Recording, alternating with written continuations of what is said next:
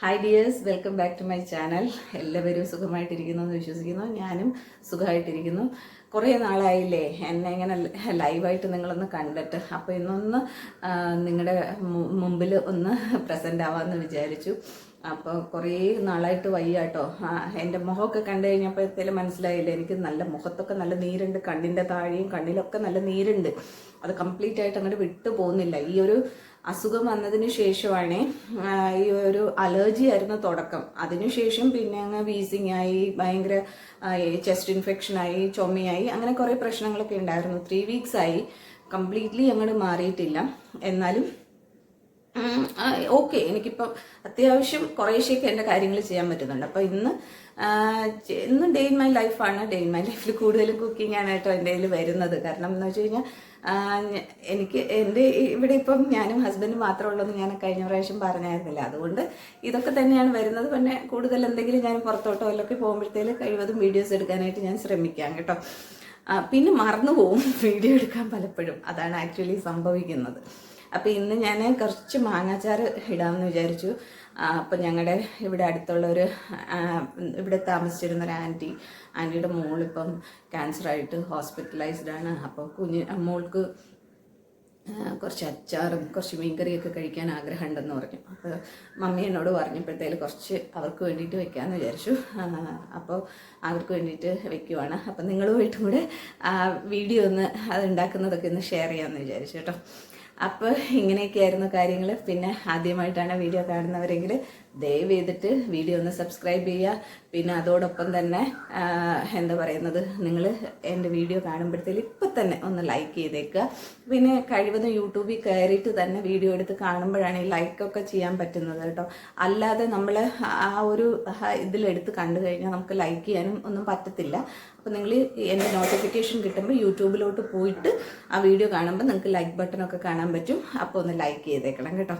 പിന്നെ എല്ലാവരും വീഡിയോസൊക്കെ കാണുക, പറ്റാവുന്നവർക്കൊക്കെ ഒന്ന് ഷെയർ ചെയ്ത് കൊടുക്കുക. കാരണം എന്ത് ചെയ്യുന്നത് കാണുമ്പോഴും അത് ആർക്കെങ്കിലുമൊക്കെ ഒരു ഉപയോഗം വരുമല്ലോ, അതുകൊണ്ടാണ് കേട്ടോ. അപ്പോൾ എന്നെ ഒന്ന് സപ്പോർട്ട് ചെയ്യുക. അപ്പോൾ ഇനി നമുക്ക് വീഡിയോയിലേക്ക് പോകാം. അപ്പോൾ ഇനി മാങ്ങയൊക്കെ ഒന്ന് അരിഞ്ഞെടുക്കാം. നല്ല വലിപ്പമുള്ള മാങ്ങയാണ്. അപ്പോൾ ഇതിൻ്റെ കറക്റ്റ് പേര് എനിക്ക് അറിഞ്ഞുകൂടാ. ഞങ്ങൾ കിളിച്ചുണ്ടൻ മാങ്ങ എന്നാണ് പറയുന്നത്. എനിക്കറിയില്ല കേട്ടോ കറക്റ്റ് നെയിം അത് തന്നെയാണോ എന്നുള്ളത്. അപ്പം ഇത് അച്ചാറിന് വളരെ നല്ലതാണ്. ഇതിലാകുമ്പോഴത്തേല് ഒരുപാട് പുളിയൊന്നുമില്ല. കറക്റ്റായിട്ട് മീൻസ് അച്ചാറിന് പറ്റിയ മാങ്ങ. അപ്പം ഞാൻ എപ്പോഴും അച്ചാറിടുന്നത് ഈ മാങ്ങയിലാണ്. മറ്റ് മാങ്ങകളിൽ അച്ചാറിടുമ്പോഴത്തേലും ഒന്നുകിൽ അത് അച്ചാറായി കഴിയുമ്പോഴത്തേലും കുറച്ച് അതൊരു എന്താ പറയുന്നത്, ഭയങ്കര സോഫ്റ്റ് ആയി പോവും, അങ്ങനെയൊക്കെ ഉണ്ടാവും. ഇത് അങ്ങനെയല്ല. ഇത് അച്ചാറിട്ട് കഴിഞ്ഞിരുന്നാലും എത്ര ദിവസം കഴിഞ്ഞിരുന്നാലും ആ മാങ്ങയുടെ ഒരു എന്താ പറയുന്നത്, ഒരു ക്രഞ്ചിനെസ് ഒക്കെ ഉണ്ടല്ലോ, അതൊക്കെ അതുപോലെ തന്നെ നിൽക്കും. അങ്ങനെ സോഫ്റ്റ് ആയി പോകത്തൊന്നുമില്ല. അപ്പോൾ ഈ മാങ്ങയിലാണ് ഞാൻ എപ്പോഴും അച്ചാറിടുന്നത്.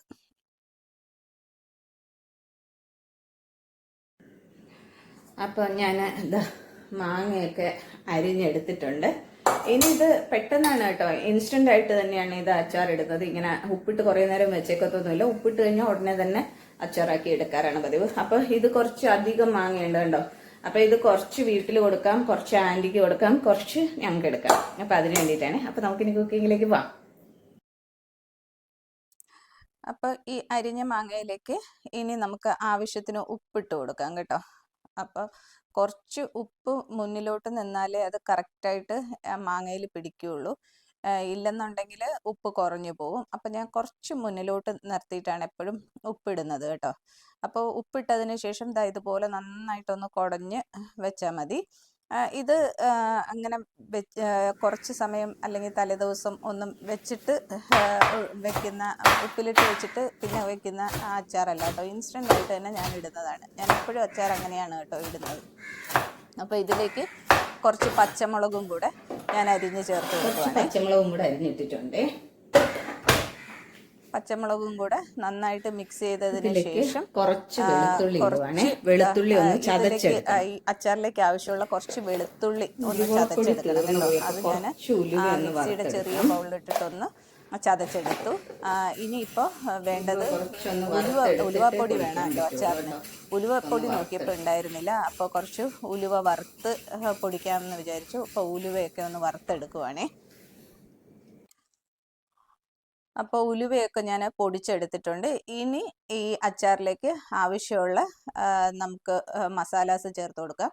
അപ്പോൾ മുളക് പൊടി ഞാൻ ഇതിൻ്റെ ഒന്നും അളവ് കറക്റ്റായിട്ട് പറയുന്നില്ല കേട്ടോ, കാരണം ഞാൻ കുറച്ച് അധികമായിട്ട് ഇന്ന് അച്ചാറിടുമല്ലേ, അപ്പം എനിക്ക് അതിൻ്റെ കറക്റ്റ് എക്സാക്റ്റ് കണക്ക് പറഞ്ഞു കഴിഞ്ഞാൽ ചിലപ്പോൾ അത് ശരിയാവത്തില്ല. പിന്നെ ഞാൻ ഉപയോഗിക്കുന്നത് കാശ്മീരി ചില്ലി പൗഡറാണ്. അപ്പോൾ ഞാൻ മുളക് പൊടി കുറച്ച് കൂടുതൽ ചേർക്കാറുണ്ട്. എന്ന് വെച്ചാൽ അത് എരിവുണ്ടാവില്ല, കളറും കുറച്ചൊരു ഗ്രേവിക്ക് കുറച്ച് തിക്നെസ്സിനും കൂടെ വേണ്ടിയിട്ടാണ് അങ്ങനെ ഞാൻ കുറച്ച് കൂടുതൽ ചേർക്കുന്നത് കേട്ടോ. അപ്പോൾ മുളക് പൊടി, മഞ്ഞൾപ്പൊടി, പിന്നെ ഇത് കായപ്പൊടിയാണ് കേട്ടോ ഈ ഇട്ട് കൊടുക്കുന്നത്. അപ്പോൾ അതും ഇട്ട് കൊടുക്കുക. പിന്നെ ഉലുവാപ്പൊടി, ഇത്രയുമാണ് ഞാൻ ഇതിൽ ഈ ഒരു അച്ചാറിലേക്ക് ചേർക്കുന്നത്. അപ്പോൾ പിന്നെ വിനീഗർ അങ്ങനെയുള്ളതൊന്നും ഞാൻ ചേർക്കാറില്ല കേട്ടോ. വിനീഗറൊക്കെ പ്രിസർവേറ്റീവ്സ് അല്ലേ, അങ്ങനെയുള്ളതൊന്നും സാധാരണ ഞാൻ ചേർക്കാറില്ല. ഞാനിത് നമ്മൾ ഒരു ദിവസമൊക്കെ പുറത്ത് വെച്ചതിന് ശേഷം പിന്നെ ഫ്രിഡ്ജിൽ വെച്ചിട്ട് എടുക്കാറേ ഉള്ളൂ. വിനീഗർ ഞാൻ ചേർക്കാറില്ല. അത് കഴിഞ്ഞതിന് ശേഷം പാൻ അടുപ്പത്ത് വെച്ച് നല്ലെണ്ണയിലാണ് കേട്ടോ ഇതുണ്ടാക്കുന്നത്. നല്ലെണ്ണയിൽ കടുക് പൊട്ടിച്ചതിന് ശേഷം ഈ ചതച്ച് വെച്ചിരിക്കുന്ന വെളുത്തുള്ളിയില്ലേ അതങ്ങ് ഇട്ട് കൊടുക്കുവാണേ. അതൊന്ന് ജസ്റ്റ് ഒന്ന് ഫ്രൈ ആയി വരുമ്പോഴേക്കും നമുക്ക് അതിൻ്റെ നമ്മൾ അരച്ച് വെച്ചിരിക്കുന്ന മിക്സ് ഉണ്ടല്ലോ, അരച്ച് വെച്ചിരിക്കുന്ന മിക്സ് ഇതിലേക്ക് ഒഴിച്ചു കൊടുക്കാം. അത് മെയിൻലി ഇത് അരച്ചെടുക്കുമ്പോഴുള്ള ഗുണം എന്താണെന്ന് വെച്ച് കഴിഞ്ഞാൽ നമുക്ക് നല്ല തിക്നെസ് ഉള്ള ഒരു ഗ്രേവി കിട്ടും. മറ്റേത് നമ്മളല്ലാതെ ചെയ്ത് നോക്കുമ്പോഴത്തേൽ ഇങ്ങനെ വെള്ളം ഇങ്ങനെ ഭയങ്കര ലൂസായിട്ട് കിടക്കത്തില്ലേ, ഇതങ്ങനെയല്ല, ഒരു നല്ല തിക്കായിട്ടുള്ള ഒരു ഗ്രേവി കിട്ടും. പിന്നെ കുറച്ചുകൂടെ ടേസ്റ്റാണ്. അപ്പോൾ ഇങ്ങനെ ചെയ്തിട്ടില്ലാത്തവർ ഒന്ന് ചെയ്ത് നോക്കൂ കേട്ടോ. എന്നിട്ട് എങ്ങനെയുണ്ടെന്ന് എന്നോടൊന്ന് അഭിപ്രായം പറയണേ. അപ്പോൾ ഈ അച്ചാർ ഞാൻ ഒത്തിരി പേർക്ക് ഉണ്ടാക്കി കൊടുത്തിട്ടുണ്ട്. ഇപ്പോൾ ഈ ആൻറ്റിക്കും ഉണ്ടാക്കി കൊടുത്തപ്പോൾ അവർക്കും ഭയങ്കര ഇഷ്ടമായി. അതുകൊണ്ടാണ് ഞാൻ പറയുന്നത്. അപ്പോൾ ചെയ്തിട്ടില്ലാത്തവരൊന്ന് ചെയ്ത് നോക്കിയിട്ട് അഭിപ്രായം പറയണേ. അപ്പോൾ ആ ഗ്രേവി മിക്സ് ഞാൻ അതിൽ ഒഴിച്ചതിന് ശേഷം നമ്മുടെ ആ മിക്സിയിൽ കണ്ടോ, അതിൽ നന്നായിട്ട് പറ്റി പിടിച്ചിരിപ്പുണ്ട്. അപ്പോൾ അതിലേക്ക് തിളച്ച വെള്ളമാണ് കേട്ടോ ഒഴിച്ച് മിക്സ് ചെയ്ത് ഇതിലേക്ക് ഞാൻ ഒഴിക്കുന്നത്. ഒരിക്കലും ഇങ്ങനത്തെ ഈ അച്ചാറിലൊന്നും പച്ചവെള്ളം ഒഴിക്കരുത് കേട്ടോ. അപ്പം ഞാൻ നല്ല തിളച്ച വെള്ളമാണ് ആ മിക്സി നന്നായിട്ടൊന്ന് എന്താ പറയുന്നത് കഴുകി എടുത്തിട്ട് ഇതിൽ ഒഴിക്കുന്നത്. കഴുകിയെടുക്കാന്ന് ഉദ്ദേശിക്കുന്ന അതിൻ്റെ അകത്തുള്ള ആ പറ്റി പിടിച്ചിരിക്കുന്ന ആ ഗ്രേവി ഇതിലോട്ട് വരാൻ വേണ്ടിയിട്ട് കേട്ടോ. അതിനുശേഷം ആ ഗ്രേവി ഒന്ന് തിളച്ചതിന് ശേഷം മാങ്ങ ഇട്ട് കൊടുക്കുവാണെങ്കിൽ, മാങ്ങ ഇട്ട് കഴിഞ്ഞ് കഴിഞ്ഞാൽ പിന്നെ അധികം നമ്മൾ തിളപ്പിക്കാനോ ഒന്നും നിൽക്കരുത്. ഒന്ന് ജസ്റ്റ് എല്ലായിടത്തും കൂടെ കംപ്ലീറ്റ് ഇതുപോലെ മിക്സ് ചെയ്തെടുത്തതിന് ശേഷം ഓഫ് ചെയ്യുക. അത് പിന്നെയും ഇതായി കഴിഞ്ഞ് കഴിഞ്ഞാലായിട്ട് മാങ്ങ വെന്തു പോകും. അതിനുശേഷം അത് തണുത്തതിന് ശേഷം ഞാനത് കുപ്പിയിലോട്ട് മാറ്റുവാണ് കേട്ടോ. അപ്പം ഇത് മാറ്റിയിട്ടുണ്ടേ. ഇനി അടുത്തത് ഞാൻ ഒരു മീൻകറിയാണ് വെക്കാൻ പോകുന്നത്. ഞാൻ ഇതിൻ്റെ ഷോർട്സ് വീഡിയോ ഇട്ടിട്ടുണ്ടായിരുന്നു. നല്ല തേങ്ങ വറുത്തരച്ച മീൻകറിയാണ് കേട്ടോ. ഇത് നല്ല ടേസ്റ്റി ആയിട്ടുള്ളൊരു മീൻകറിയാണ്. അപ്പം എനിക്ക് കിട്ടിയിരിക്കുന്ന ഈ മീനെന്ന് പറയുന്നത് ഇവിടെ ട്രിവാൻഡ്രത്ത് ഇതിന് പറയുന്നത് ഷീലാവ് എന്നാണ്. എനിക്കറിയില്ല വേറെ ഇനി ഇതിന് പേരുണ്ടോ എന്ന് എനിക്ക് അറിയത്തില്ല കേട്ടോ. വേറെ നാട്ടിൽ വേറെ പേരാണെങ്കിൽ എനിക്കൊന്ന് പറഞ്ഞു തരണേ. അപ്പം തേങ്ങ നന്നായിട്ട് ഒന്ന് ഫ്രൈ ആയതിനു ശേഷം ഇതിലേക്ക് മുളക് പൊടി, മല്ലിപ്പൊടി, മഞ്ഞൾപ്പൊടിയാണ് ഞാൻ ചേർത്ത് കൊടുത്തിരിക്കുന്നത്. എന്നിട്ട് ഇത് നമ്മൾ ഈ ഉള്ളിത്തീയലൊക്കെ വെക്കുമ്പോൾ വറുക്കുന്ന അത്രയും വറുക്കണ്ട, എന്നാലും ഒരുവിധം ഒന്ന് വറുത്തെടുക്കുക. ഇത് ഞാൻ വറുത്തെടുത്തിട്ടുണ്ട്. എന്നിട്ട് ഇതൊന്ന് മിക്സിയിൽ നന്നായിട്ട് അരച്ചെടുക്കണം കേട്ടോ. നല്ല പേസ്റ്റായിട്ട് അരച്ചെടുക്കണേ, തരി പാടില്ല കേട്ടോ. എന്നിട്ട് ഞാൻ ചട്ടി അടുപ്പത്ത് വെച്ചു. എന്നിട്ട് വെളിച്ചെണ്ണ ഒഴിച്ചിട്ട് ഇതിലേക്ക് ഒരു സവാള, കുറച്ച് ഇഞ്ചി, കറിവേപ്പില, ഇത് ഇത്രയും കൂടെ ഇട്ട് ഞാൻ ചോപ്പറിൽ നന്നായിട്ട് അരിഞ്ഞെടുത്തിട്ടുണ്ട് കേട്ടോ.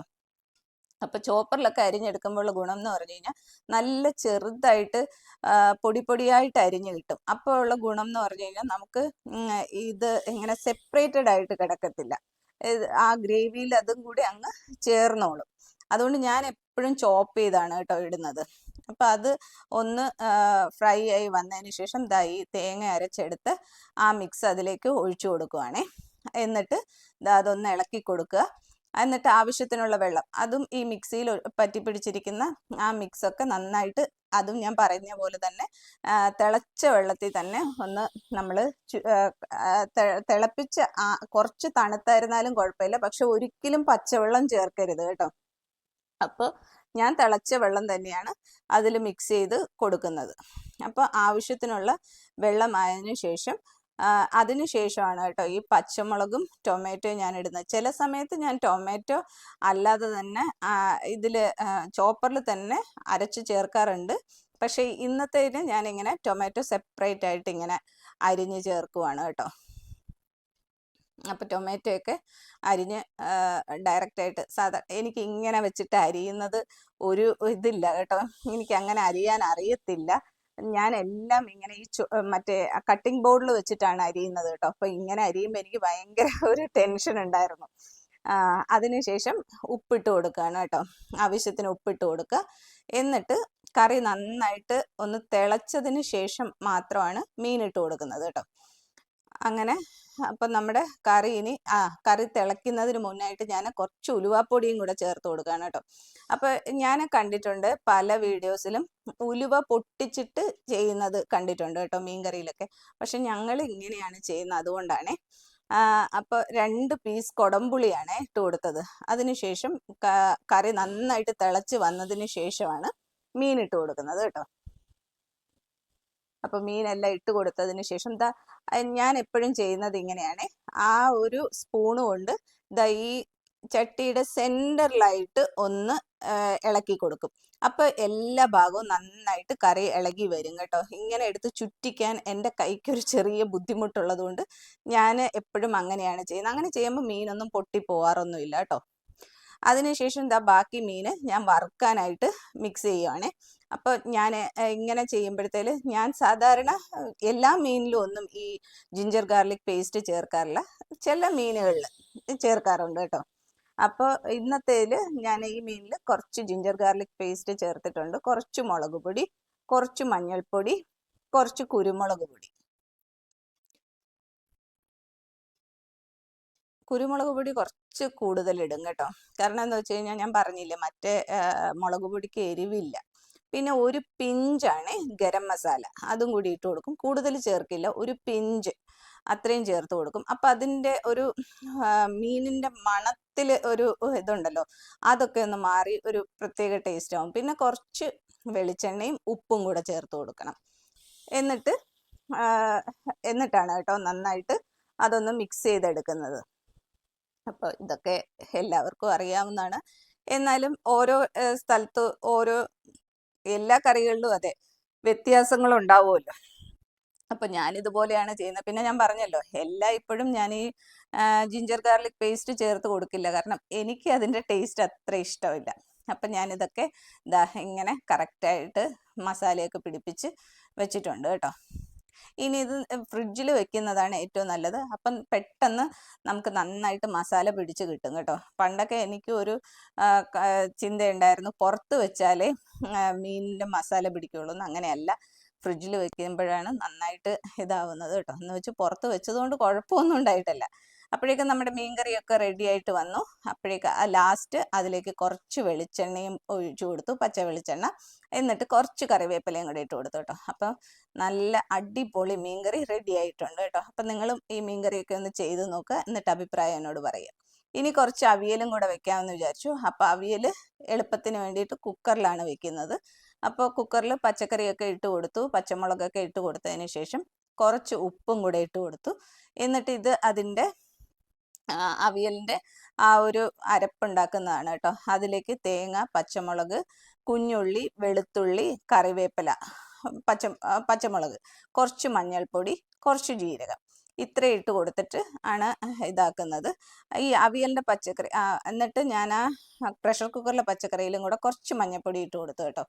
എന്നിട്ട് ഇതിലേക്ക് കുറച്ച് തൈരും കൂടെ ഞാൻ അതൊന്ന് ആ തേങ്ങ ഒന്ന് മിക്സ് ചെയ്തിട്ട് തൈര് ചേർത്താലും മതി. ഞാനിപ്പോൾ എല്ലാം കൂടെ ഒരുമിച്ചിട്ടിട്ട് ഒന്ന് അടിച്ചെടുക്കുവാണ് കേട്ടോ. അപ്പോഴേക്കും എൻ്റെ പച്ചമുളക് അതിൽ അരഞ്ഞു കിട്ടിയില്ല. പിന്നീട് ഞാൻ സെപ്പറേറ്റ് ഇട്ട് അത് അരച്ചാണ് എടുത്തത് കേട്ടോ. അപ്പോൾ ഞാൻ എപ്പോഴും പുളിയും ചേർക്കുന്നുണ്ട്, മാങ്ങ ചേർക്കുന്നുണ്ട്. മാങ്ങയൊക്കെ ഇവിടെ കിട്ടാൻ ഭയങ്കര പ്രയാസമാണ് കേട്ടോ. അതുകൊണ്ട് ഞാൻ മോസ്റ്റ്ലി തൈരാണ് ഉപയോഗിക്കുന്നത്. പിന്നെ ഞാൻ ആ തൈര് കൂടുതൽ ചേർത്തത് കണ്ടിട്ട് ഒന്നും തോന്നരുത്, അതിന് പുളി കുറവാണ്, യോഗട്ടാണ്, അതുകൊണ്ടാണ് കുറച്ച് കൂടുതൽ ചേർത്തത്. എന്നിട്ട് ഈ അരപ്പും ഇതും എല്ലാം കൂടെ ചേർത്ത് ആവശ്യത്തിന് വെള്ളം ഒഴിച്ച് ഇതുപോലെ നന്നായിട്ട് മിക്സ് ചെയ്തതിന് ശേഷം ഒരുമിച്ചാണ് ഞാൻ കുക്കറിൽ ഞാൻ ഇത് വേവിച്ചെടുക്കുന്നത് കേട്ടോ. പിന്നെ ഈ കുക്കർ അനുസരിച്ച് ഓരോന്നിൻ്റെയും കുറച്ച് വെളിച്ചെണ്ണയും കൂടെ ഒഴിച്ചു കൊടുത്തിട്ടുണ്ട്. ഇതിൻ്റെ ഈ പച്ചക്കറിയുടെ വേവ് മാറും. എൻ്റെ ഈ ഒരു കുക്കറിലൊക്കെ 3 വിസിലൊക്കെ ചിലപ്പോൾ അടിക്കേണ്ടി വരും കേട്ടോ. എന്നാലേ കേൾപ്പിച്ച് കഴിയുമ്പോഴാണ് ഇതൊന്ന് വെന്ത് കിട്ടുന്നത്. കാരണം അതിൻ്റെ അകത്തുള്ള ചേനയും ആ ഒരു കായൊക്കെ വെന്ത് കിട്ടണമെങ്കിൽ കുറച്ച് സമയം എടുക്കും. ബാക്കിയുള്ള പച്ചക്കറികൾ പെട്ടെന്നാവും കേട്ടോ. അപ്പോൾ അത് ഞാൻ കുക്കറിൽ ഇങ്ങനെ വെച്ചിട്ടുണ്ട്. അത് 3 വിസിൽ കേൾപ്പിച്ചിട്ടാണ് അത് വേവിച്ചെടുത്തത്. എന്നിട്ട് പോലും അത് നന്നായിട്ട് വെന്ത് കിട്ടിയിട്ടുണ്ടായിരുന്നില്ല കേട്ടോ. അപ്പം അത് ഒക്കെ വേവിച്ച് വെച്ചതിന് ശേഷം ഉച്ചയ്ക്കാണ് കേട്ടോ ഞാനത് മീൻ വറുക്കുന്നത്. അപ്പോൾ പാന് ഇങ്ങനെ സ്റ്റൗവിൽ വെച്ച് വെളിച്ചെണ്ണ ഒഴിച്ച്, ഞാൻ എല്ലാ സാധനങ്ങളും വെളിച്ചെണ്ണയിലാണ് കേട്ടോ ഉണ്ടാക്കുന്നത്. ഞാൻ അല്ലാതെ സൺഫ്ലവർ ഓയിൽ ഉപയോഗിക്കാറില്ല. പിന്നെ ഒലിവ് ഓയിൽ ഉപയോഗിക്കും. ഇത് രണ്ടും മാത്രമേ ഞാൻ ഉപയോഗിക്കാറുള്ളൂ. അപ്പോൾ അതിലേക്ക് കുറച്ച് എണ്ണ ചൂടായപ്പോൾ കുറച്ച് കറിവേപ്പിലയും കൂടെ ഇട്ട് കൊടുത്തു. എന്നിട്ട് ഈ മീനും കൂടെ ഇട്ട് കൊടുത്തിട്ട് വറുത്തെടുക്കുന്നുണ്ട് കേട്ടോ. അപ്പം നല്ല ടേസ്റ്റി ആയിട്ടുള്ള മീൻകറിയും മീൻ ഫ്രൈ ഒക്കെയാണ്. അപ്പോൾ നിങ്ങളും ഒക്കെ ഒന്ന് ചെയ്ത് നോക്കുക. ചെയ്ത് നോക്കിയിട്ട് എൻ്റെ അടുത്ത് അഭിപ്രായവും കൂടി ഒന്ന് പറയണേ. അത് കഴിഞ്ഞിട്ട് അതൊന്ന് മൂടി വെച്ചിട്ടാണ് മീൻ വറുത്തെടുക്കുന്നത്. അപ്പം അത് പെട്ടെന്ന് വെന്ത് കിട്ടും കേട്ടോ. അപ്പം നമ്മുടെ അവിയലും ഇപ്പുറത്ത് റെഡി ആവുന്നുണ്ട്. ഇതിപ്പോൾ ഒരു ഭാഗം ഫ്രൈ ആയതിനു ശേഷം അതിങ്ങനെ തിരിച്ചിട്ട് കൊടുക്കുവാണേ.